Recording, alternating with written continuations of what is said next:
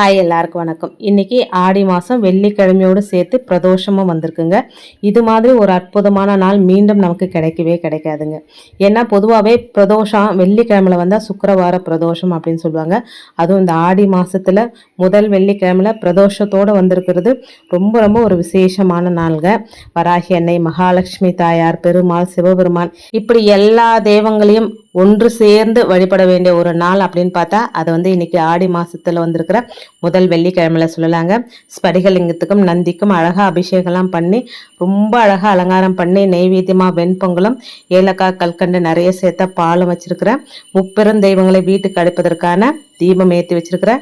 இன்னைக்கு முதல் வெள்ளிக்கிழமை அப்படின்றதுனால பஞ்சகவிய விளக்கம் ஏற்றி வச்சிருக்கிறேங்க. பஞ்சகவிய விளக்கு நம்ம ஏற்றும் போது ஒரு கணபதி ஓமம் போட்ட பலன் நமக்கு கிடைக்கும் அப்படின்னு சொல்லுவாங்க.